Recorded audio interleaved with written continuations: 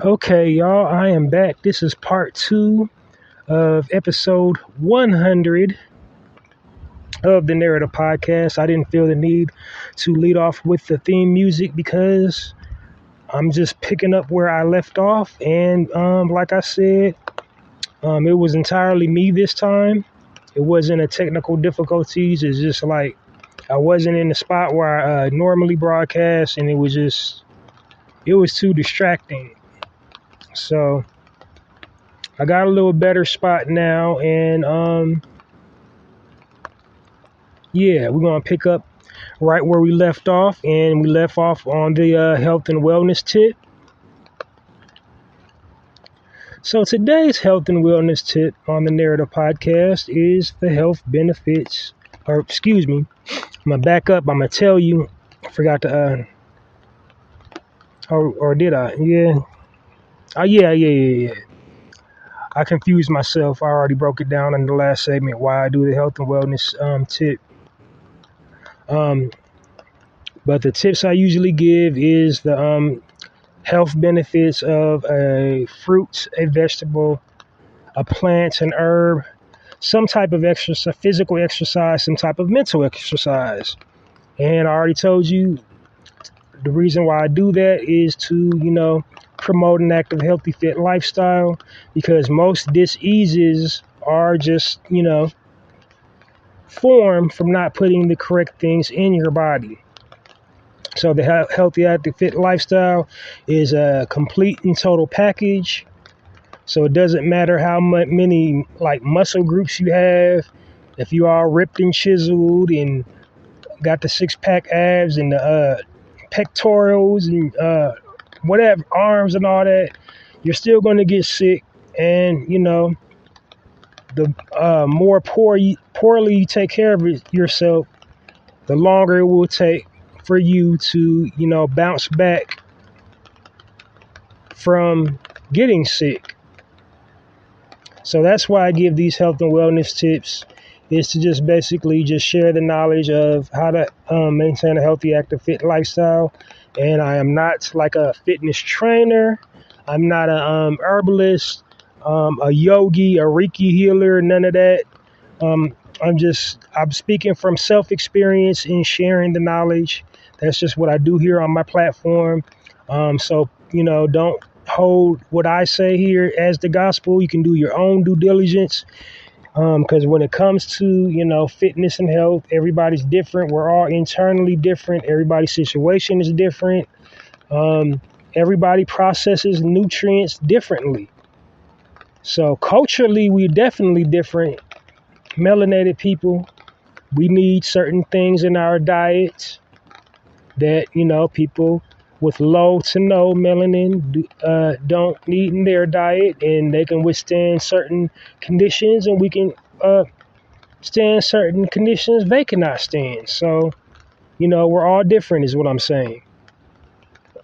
All right. So today's health and wellness tip is the health benefits of, believe it or not, just walking.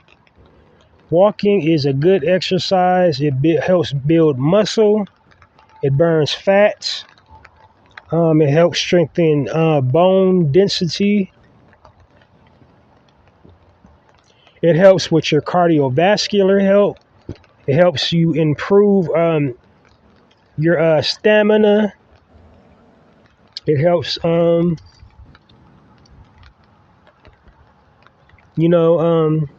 develop, your lower leg muscles, your calves, your thighs, depending on which way you're walking, like up a hill or, up some stairs. But definitely you can walk, and it doesn't take a whole lot to do to walk.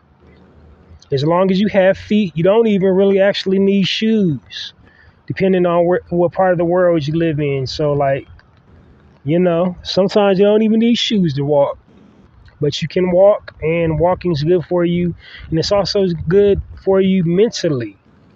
It helps you to, decompress and de-stress and just not really worry about anything. It helps with anxiety. It helps with your heart rate. helps with your lung capacity. So, something very easy to do unless you're already chronically ill, unless you have like water on the knee, or bad joints. But the bad joints probably comes from inflammation.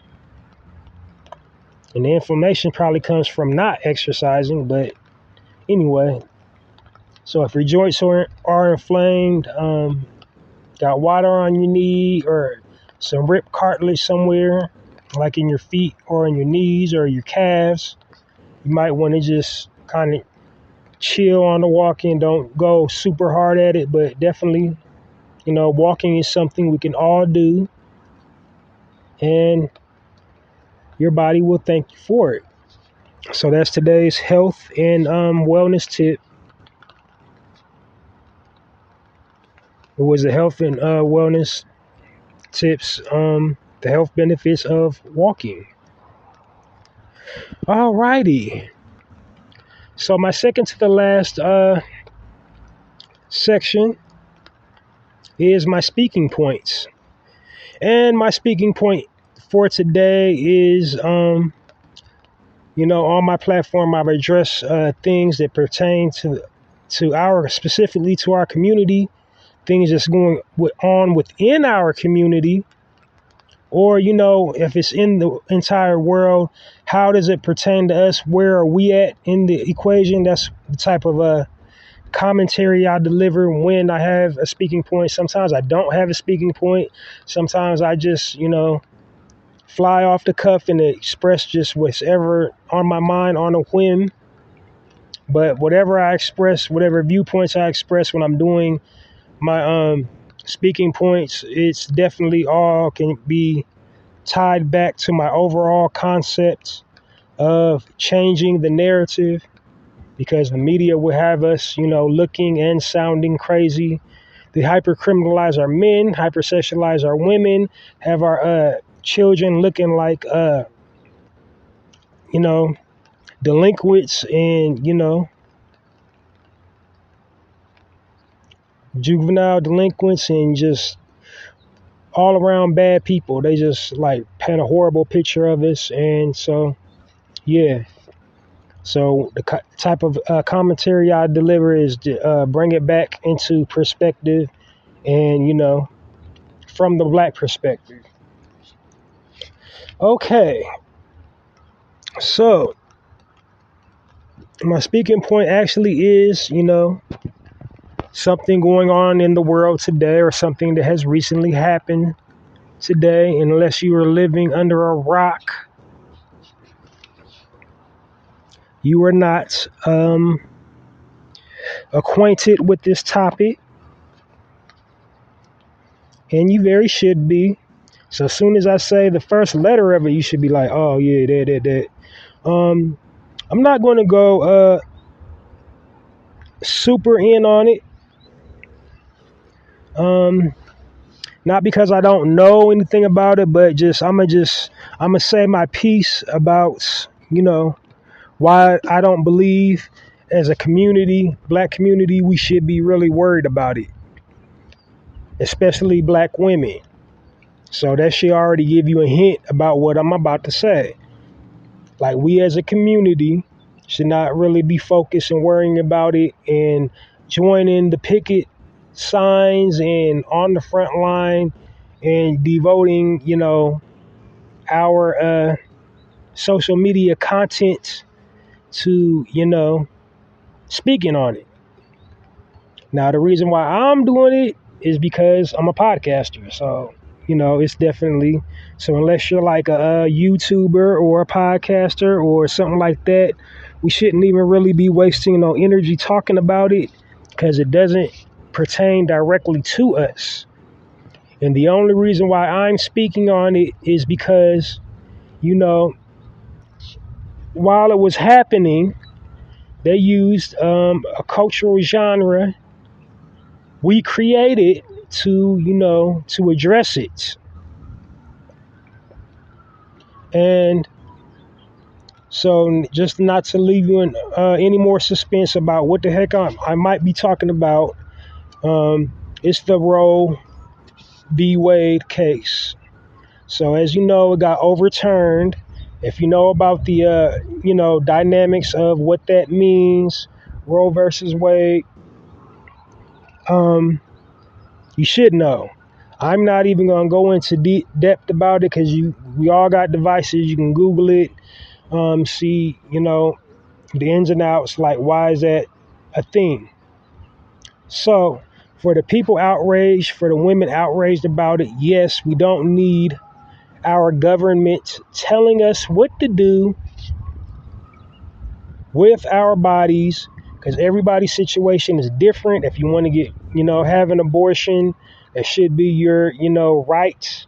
Because in some cases, like if a woman got raped, she might want to abort the child.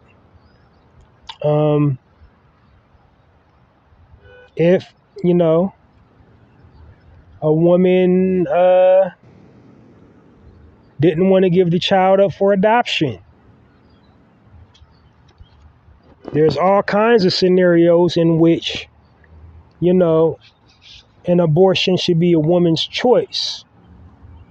And so in religion, the Bible says, do not do it. And I'm kind of a firm believer in not kill the child because, there is adoption and there's all kind of other opportunities in place.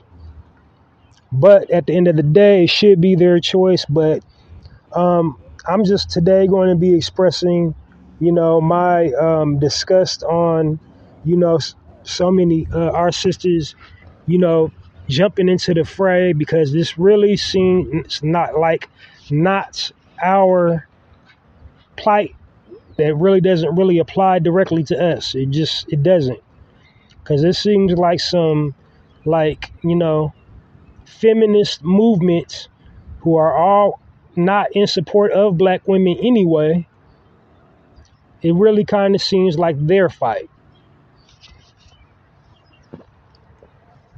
The issue I had with it, the issue I took with it when it was going on, was they was using all up and down all my timelines on all my platforms.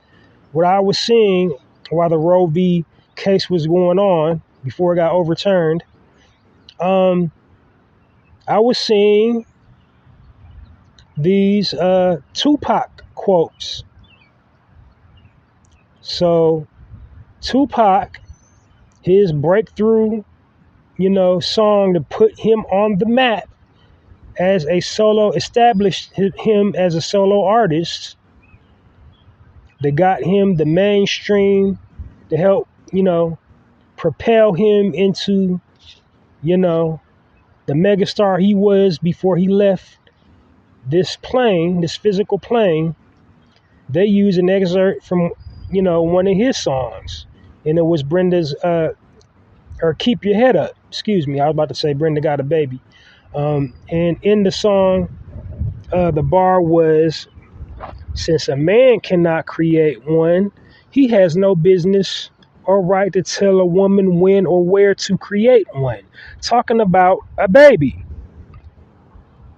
Talking about childbirth. Talking about abortion. And in a sense, he is correct. But then also in a sense, I feel like, the powers that be, like they always do, exploited the culture of hip hop to produce a emotion. They wanted black people to jump on board with it, to be, emotionally tied to this thing, when we have so many issues within our own community that never gets addressed, that we never get support in, that nobody ever cares about. But now this Roe v. versus Wade thing happens, and, it just seemed like they want to try to use hip hop to get us involved. And I think it was like real corny, because the black woman is very vocal very opinionated and capable of, expressing her views on whatever, and doesn't need permission or assistance in doing so. The only assistance she needs is, and support she needs, is from the black man and no other groups. No, nothing else. And it seems like the system really tries to separate us in so many categories. Tries to keep the black man and black woman divided on so much subject matter. So that was just really basically my whole spiel about it. I didn't like them using the culture of hip hop to like get black people involved. I saw, several channels on YouTube to kind of expressing the way what I'm talking about, and getting it across more articulately than I'm currently doing right now. But like I said, I wasn't going to go in depth with it. I just wanted to, air out my personal gripe I had with that. I definitely think a woman's, I definitely think abortion is my body, my choice type deal. I think it is. Now, I hope you would choose wisely. Like if it wasn't rape, if it wasn't, you're going through something, having a psychological breakdown and don't know if you can deal with rearing a child. So I hope it wasn't nothing like, if it's nothing like that, then, always pro-life. Like if it was in a relationship and the relationship didn't work out, it was a one night stand, but you did the do without any contraceptives, and some swimmers got up in you, you got to eat that, man. For real. You got to raise the child with or without him. But that's just my personal opinion. I really also, it irks me when people try to use scripture to, justify it. Because the Bible says a lot. The Bible's also been tampered with a lot. And everybody's interpretation is different. And, it's the same book, but everybody interprets it differently. Because if they didn't, we wouldn't have so many denominations of Christianity. We wouldn't have, different religious groups. We wouldn't have, Hinduism, Islam. We wouldn't.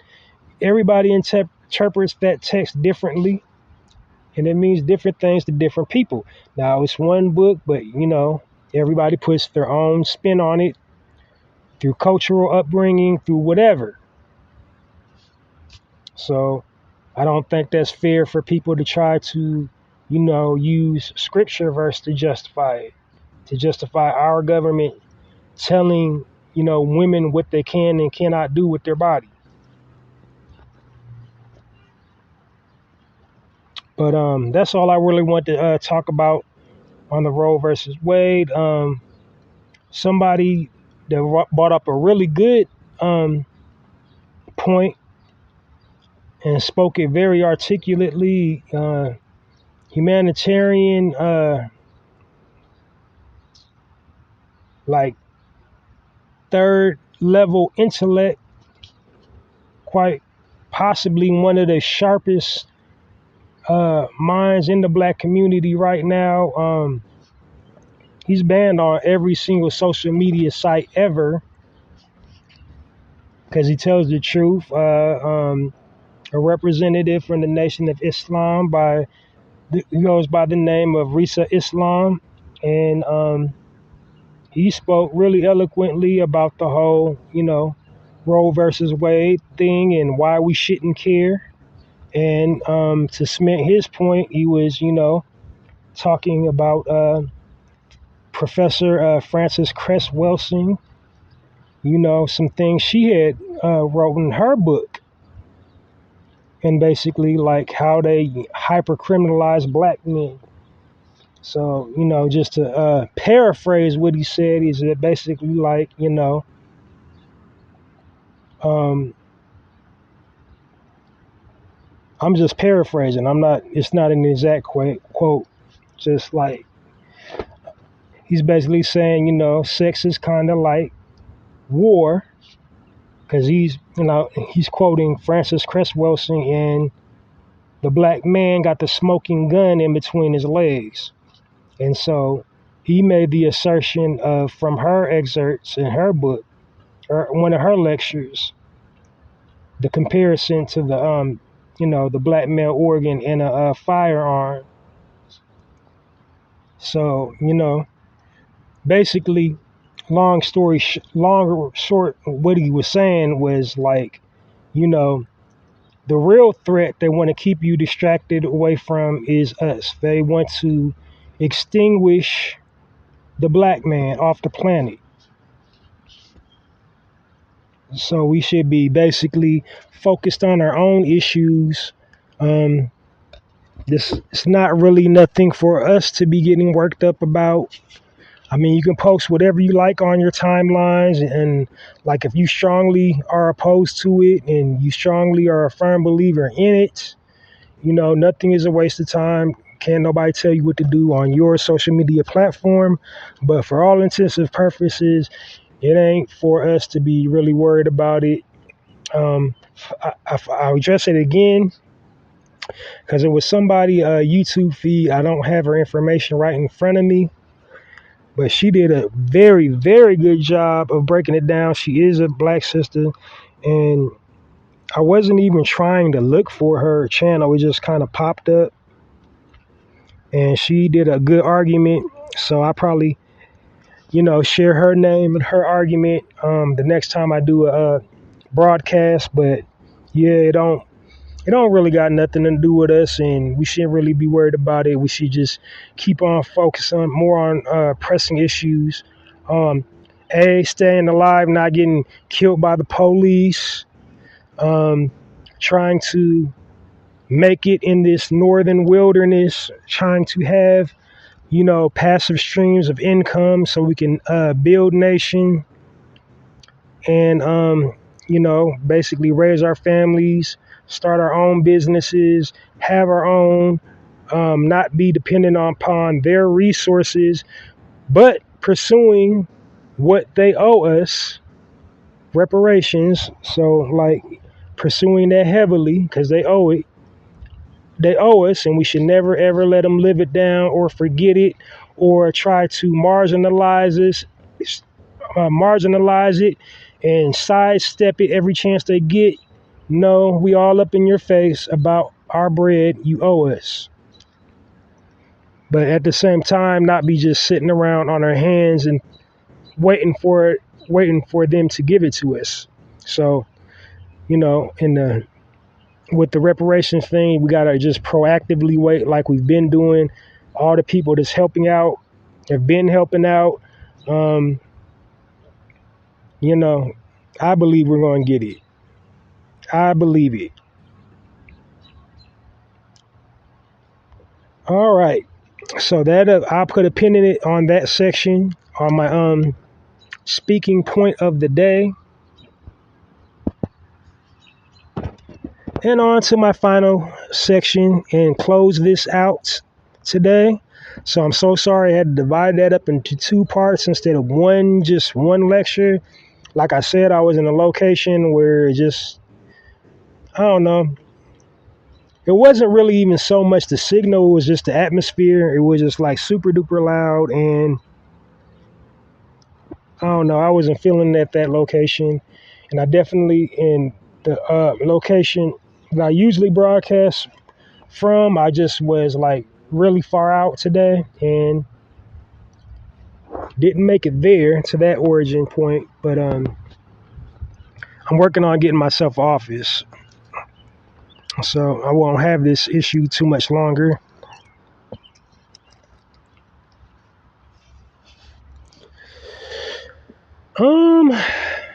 My speaking final section Here's my final thoughts for today.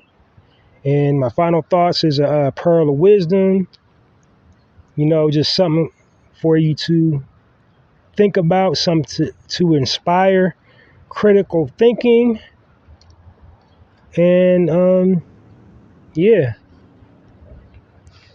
And after that, I plug this podcast and plug any projects that I'm working on. So it's only like one consistent project. I'm not going to tell you about the other projects until I'm actually done and it's ready to present to you all. But yeah. So my final thought of the day is, I think I've said it once before, but I'll probably say it again.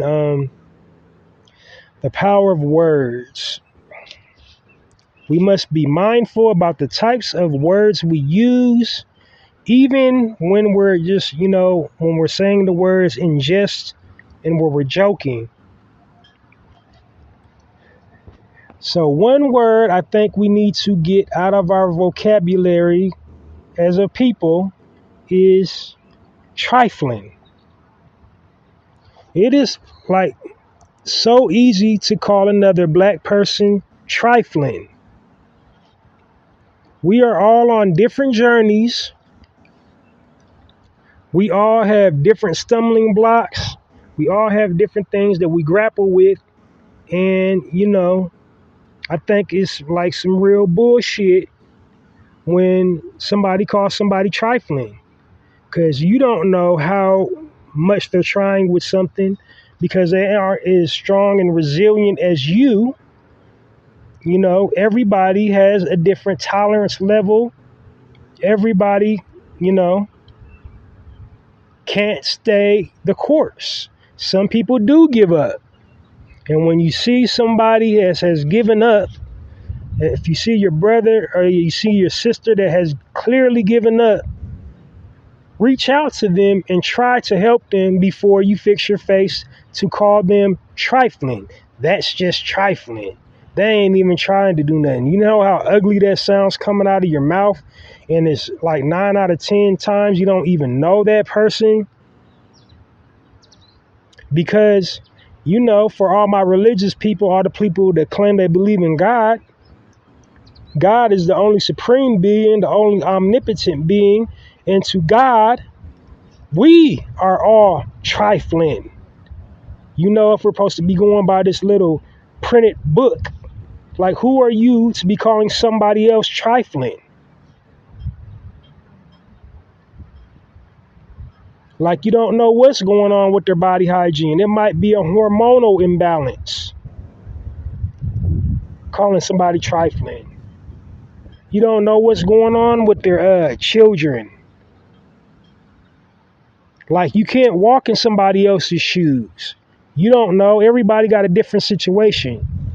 If you're judging somebody from the outside, judging somebody else's situation, calling them trifling, you're the trifling one, because you ain't trying to do anything to rectify the situation. You're passing judgment. You don't know what that person's been going through. So I guess what I'm saying, help somebody before you attempt to try to help somebody, before you cast dispersions on somebody. Because you don't know how many times that they looked for a job and couldn't get it. You don't know how many times they try to start a business and failed and failed and failed. Everybody's not good with failure like you're good with failure. Just imagine that all the good, positive people that pushed you on and clapped for you and rooted for you and didn't give up on you. Just imagine if all them people, all them positive, inspiring people in your life that pushed you to be to the point you are at today, called you trifling. So trifling, we need to get that out of our vocabulary. Say something different, or actually don't say nothing at all, because you don't know somebody else's situation. You don't know somebody else's struggle, what they're dealing with. Our community is made up of many different types of people. We're from many different walks of life. We have many different cultural and ethnical backgrounds and upbringings, and faith and values and belief systems. So, like, how dare you fix your face to call somebody trifling? Work on yourself. Worry about yourself. If you're not going to help somebody else when they seem to be down at their lowest, then shut your mouth. How are you going to call somebody trifling?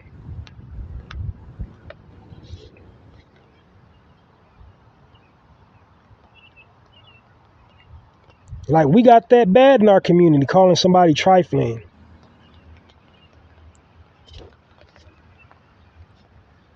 All right, so I guess I'm done. I got my point across with that final word of the day. And thank you for listening to this edition of the Narrative Podcast. Hope you guys have a good rest of your week. Yes, so next week will be my official 100th episode. So this is part 2. So when you see it shared, it'll say 101. This is actually 99. It was actually, part 1 was actually 99. This is part 2. It'll say episode 101. Next week, when I upload, probably do my lives, it'll say 102. But, this was like episode 99, part 1 and part 2. This is part 2 to part 1.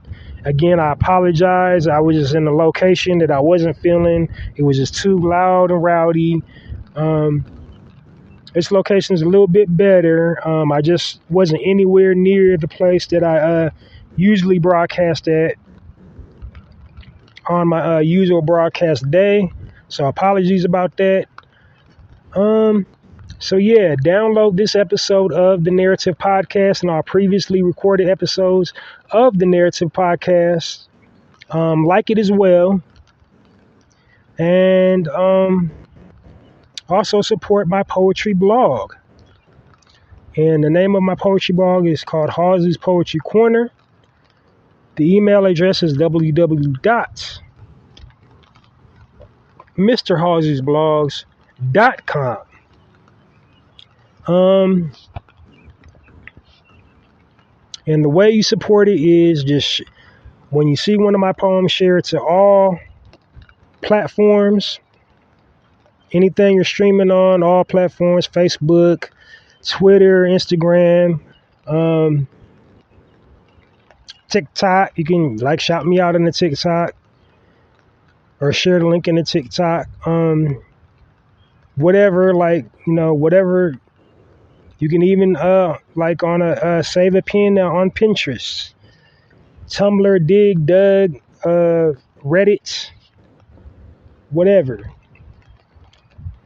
Just share the poem anywhere you have a platform at. I appreciate it. It will help, funnel and build this platform. Also, again, this, it's monetized, so apologize for the ad rolls during the broadcast, and I apologize again for this being broke up into 2 sections today. But we got through it anyway. So yeah, definitely my full broadcasts are every single weekend, Saturdays. Random lives, Monday through Friday. So that's why it's a very good idea to always listen to each episode of my podcast so you don't ever miss an episode, a random live edition, because they're random. I don't never know what day I'm going to do a live. When I first started, I was doing my lives at 1 and 2 in the morning. So now I try to at least be in the afternoon. I try at least not to be, past 5 or 6 in the evening. So like I said, I'm growing, I'm evolving. My platform's getting bigger. Opportunities are opening up. So, I just feel it. I don't know what it is. It just feels like I'm feeling this magnetic pull. After this 100th episode, think the ball is going to get rolling. I want to thank everybody so much for supporting me. All my blatant supporters and subliminal supporters. Thank you very much. The Narrative Podcast is going to keep on getting bigger, better. And I'm always going to keep it real and, always put on and represent for the cause and do my best on my platform to help destroy or help change the narrative by destroying the negative black stereotypes one episode at a time. And I'm encouraging all of you to use your platforms to change the narrative one post at a time. It is my belief that, we are a visual representation of anything we post online. People visually associate us personally with the content we post online. So, like, your online posts are your carbon footprint. This is what all these, corporate entities use to compile their data and, create content geared to the people that like certain stuff. So basically what I'm saying is if we share less ratchet content online, then they'll probably stop producing or they'll produce less ratchet content. Because, we all got the power to change the narrative. We all walking around with these handheld devices. We all are content creators in some capacity. If you have, a handheld device, you are a content creator. You create content. So we also can control the kind of content we create by watching what we post. And that's my, overall point that I want to impress on all my listeners, that we control the narrative, because the powers that be will have us believing we can't control the narrative. We absolutely can control the narrative. So, said my piece. Speaking of peace, I'm going to put a pin in it and see you guys next week. Same narrative time, same narrative podcast. Halsey Allen, the Narrative Podcast, signing off. Peace.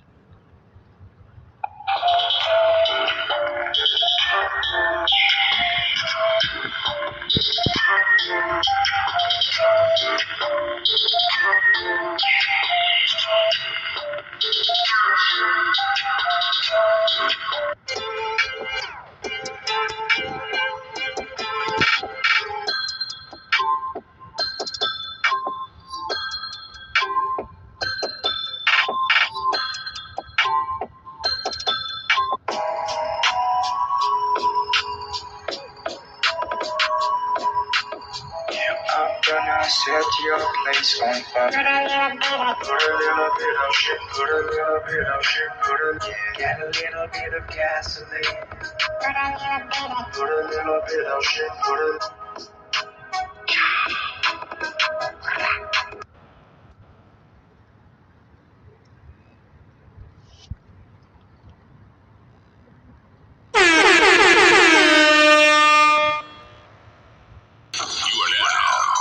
To the Narrative Podcast with Halsey Allen.